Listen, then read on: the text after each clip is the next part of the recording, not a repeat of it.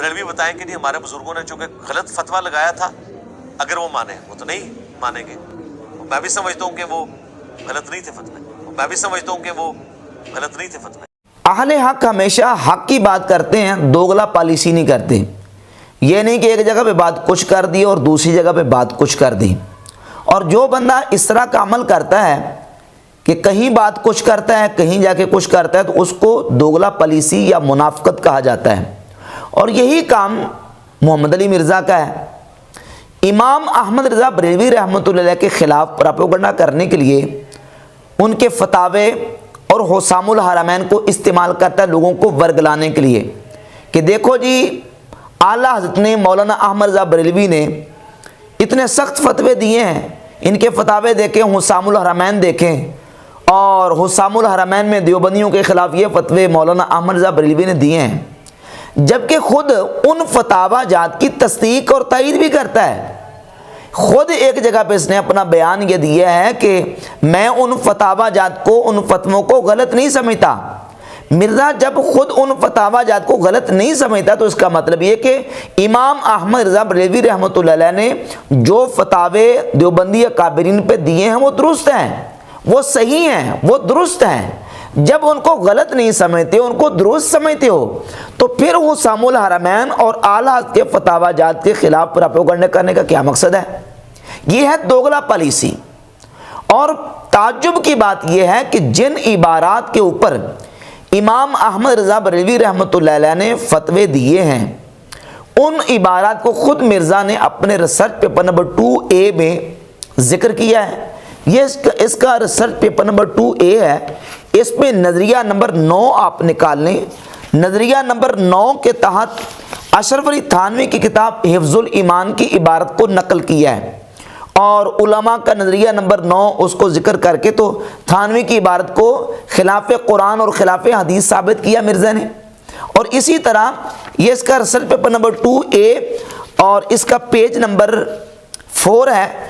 इसमें नज़रिया नंबर 18 के तहत उलमा का नज़रिया लेके तो बानी दारुल देवबंद कासिम नोतवी की किताब तहज़ीरुन नास की इबारत को नकल किया, और नकल करके लिखता है कि इसी इबारत को गुलाम अहमद कादियानी ने भी अपनी झूठी नबूवत की दलील में पेश किया था। यानी तहज़ीरुन नास की इबारत को गुलाम अहमद कादियानी ने अपनी झूठी नबूवत की दलील के तौर पर पेश किया था। तो अब सवाल ये पैदा होता है कि जब उन इबारात को तुम खुद अपने रिसर्च पेपर नंबर 2A में जिक्र करके उनकी तरदीद कर रहे हो, उनको गैर इस्लामी साबित कर रहे हो, तो यही काम तो आला हज़रत रहमतुल्लाह अलैह ने किया है कि उन्होंने इन इबारात को गैर इस्लामी साबित किया, और जो शरीफ फतवा उन पर बनता था वो शरीफ फतवा उन पर आयद किया। और इमाम अहमद रज़ा बरेलवी रहमतुल्लाह अलैह ने इन इबारात को नकल करके अपनी ये किताब अल-मुअतमदुल मुस्तनद में हरमैन तय्यबैन के उस वक़्त मक्का मदीना के बड़े जय्यद उलमा, मुदर्रिसीन और शयूखुल हदीस के सामने इन इबारात को, इन किताबों को पेश किया, और अपनी इस किताब को पेश करके उनसे सवाल किया और उनसे तस्दीक ली, और उस तस्दीक और उन फतावा जात को जो है वो हुसामुल हरमैन का नाम दिया जाता है। यह है हुसामुल हरमैन अला मनहरिल कुफ्र वल मैन। उस वक़्त यानी वहाबियों के कब्ज़े से पहले हरमैन तय्यबैन मक्का और मदीना में जो बड़े बड़े अहले सुन्नत के उलमा मौजूद थे, उन उलमा की तस्दीकात और फतावा जात का नाम हुसामुल हरमैन है। तकरीबन 35 के करीब उलमा हरमैन तय्यबैन की, जिन्होंने इन देवबंदी अकाबरीन की इबारात पर हुक्म शरी बयान किया और कहा कि यकीनन ये कुफरिया और गुस्ताखाना इबारात हैं, और इन पर जो मौलाना अहमद रज़ा बरेलवी ने फतवा दिया है वो बिल्कुल दुरुस्त है। और इसी हुसामुल हरमैन की तस्दीक हिंदुस्तान के बड़े बड़े उलमा ने की, जिस को एक किताबी शक्ल में शाया किया गया अस्सवारिमुल हिंदिया में। तकरीबन 350 हिंदुस्तान के उलमा ने हुसामुल हरमैन की तस्दीक की। अब वो इबारत क्या है, वो चंद इबारत आप मुलाजा करें। ये किताब है अशरफ अली थानवी की हिफ्जुल ईमान। ये किताब हिफ्जुल ईमान है, और इसके सफ़ा नंबर 13 पर नबी करीम सल्लल्लाहु अलैहि वसल्लम के इल्म गैब शरीफ के हवाले से बात करते हुए अशरफ अली थानवी ने नबी करीम सल्लल्लाहु अलैहि वसल्लम के इल्म शरीफ की तौहीन और गुस्ताखी का इर्तिकाब किया, जिस पर इमाम अहमद रज़ा बरेलवी रहमतुल्लाह अलैह ने फतवा सादर किया। वो इबारत ये है, फिर यह कि आपकी ज़ात मुक़द्दसा पर इल्म गैब का हुक्म किया जाना अगर बकौल ज़ैद सही हो तो दरियाफ़त तलब ये अमर है कि इस गैब से मुराद बाज़ गैब है या कुल गैब। अगर बाज़ उलूम गैबिया मुराद हैं तो इसमें हुजूर ही की क्या तखसीस है। ऐसा इल्म गैब तो ज़ैदो अमर बल्कि हर सभी बच्चा मजनून पागल बल्कि जमी हैवानात व बहाइम के लिए भी हासिल है। नाऊज़ु बिल्लाहि ताला। नकल कुफर कुफर नवाशद।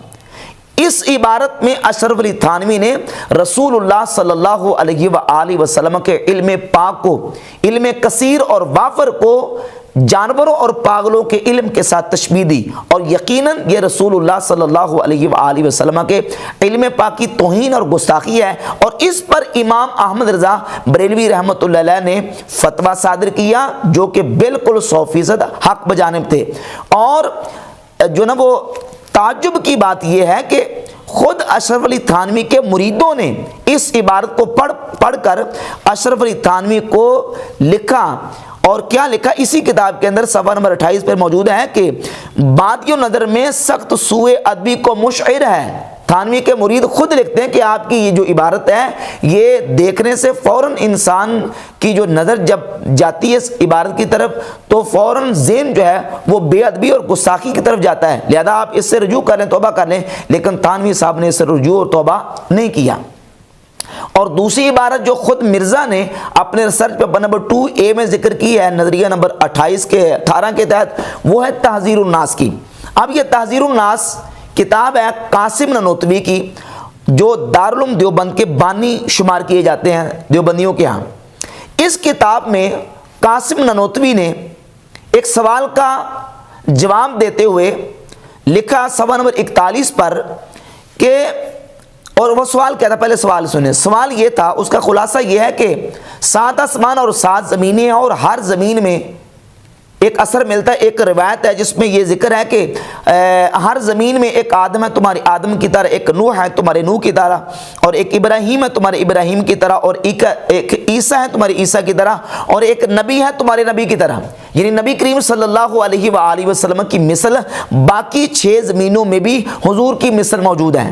तो इस पर ये सवाल पैदा हुआ कि अगर ये रवायत मान ली जाए और इसको इसके ज़ाहिर पर मामूल करके तो इससे तो नबी करीम सल्लल्लाहु अलैहि वसल्लम की ख़त्म नबूवत का इनकार साबित होगा। नबी मुकर्रम सल्लल्लाहु अलैहि वसल्लम की ज़ात अक़दस के बाद जिस तरह कोई नबी पैदा नहीं हो सकता, इस तरह हुजूर के ज़माने में भी कहीं और कोई नबी पैदा नहीं हो सकता। तो अब इस जो असर, इसका जवाब क्या है? तो अब इस असर का जवाब लिखते हुए कासिम ननोतवी ने ख़त्म नबूवत ज़मानी का इनकार किया। अपनी इस किताब तहज़ीरुन नास के सफ़ा 41 पर लिखा कि बाद हम्दो सलात के क़ब्ल अर्ज़ जवाब ये गुजारिश है कि अव्वल माना ख़ातमुन नबिय्यीन मालूम करने चाहिए। कासिम ननोतवी लिखता है कि पहले सबसे ख़ातमुन नबिय्यीन का माना मालूम करो ताकि फ़हम जवाब में कुछ दिक्कत ना हो। सो अवाम के ख्याल में तो रसूलुल्लाह सल्लल्लाहु अलैहि वसल्लम का ख़ातम होना बई माना है कि आपका ज़माना अंबिया साबिक़ के ज़माना के बाद और आप सब में आखिरी नबी हैं, मगर अहले फ़हम पर रोशन होगा कि तक़द्दुम या ताख़ुर ज़मानी में बिज़्ज़ात कुछ फजीलत नहीं। यानी नबी करीम सल्लल्लाहु अलैहि वसल्लम का आखिरी नबी होना ये अवाम का ख्याल है, अहले फहम का ये अकीदा नहीं है। और फिर ख्याल कहाँ, अकीदा नहीं, जबकि पूरी उम्मत मुसलमा का अकीदा है कि हुजूर ख़ातमुन नबिय्यीन है। और ख़ातमुन नबिय्यीन का माना क्या है? आखिरी नबी। इस आखिरी नबी के अकीदे को अवाम का ख्याल करार देकर नबी करीम सल्लल्लाहु अलैहि वसल्लम की ख़त्म नबूवत ज़मानी के अकीदे को जो ना वो उसका इनकार किया। और सफ़र नंबर 65 पर लिखा, बल्कि अगर बिलफर्ज आपके ज़माने में भी कहीं और कोई नबी हो, जब भी आपका ख़ात्म होना बदस्तूर बाकी रहता है। और फिर सफ़र नंबर 85 पर तो अखीर कर दी और लिखा कि बल्कि अगर बिलफर्ज बाज़ ज़माना नबी सल्लल्लाहु अलैहि वसल्लम कोई नबी पैदा हो तो फिर भी ख़ातमियत मोहम्मदी में कुछ फ़र्क ना आएगा। अब इस किताब में नबी करीम सल्लल्लाहु अलैहि वसल्लम की ख़त्म नबूवत ज़मानी का इनकार किया गया और इस किताब पर इमाम अहमद रज़ा बरेलवी रहमतुल्लाह अलैह ने शरई फतवा सादिर किया और साबित किया कि ये इबारत बिल्कुल गैर इस्लामी इबारत है, और इस पर जो फतवा था आपने सादिर फरमाया। और वही हुसामुल हरमैन की तस्दीकात है उसी फतवे की, जिसको मिर्ज़ा बार बार प्रोपेगेंडा करके तो लोगों को वर्गलाने की कोशिश करता है, यानी दोगला पॉलिसी का मुजाहरा करता है। कभी कहता है कि जनाब आला के तूफ़ानी फतवे, और कभी कहता है कि जो बरेलवी उलमा ने देवबंदियों के खिलाफ फतवे दिए हैं मैं उनको गलत नहीं समझता। जब तुम गलत नहीं समझते, उन फतवों को सही समझते हो, उनकी तस्दीक करते हो, उनके मुसद्दिक हो, तो फिर प्रोपेगेंडा क्यों करते हो? तो ये होता है दोगला पॉलिसी का काम, मुनाफिकत इसे कहा जाता है। हक परस्त लोगों की इस तरह की कार्रवाई नहीं होती, ना वो इस तरह की साजिशें करते हैं।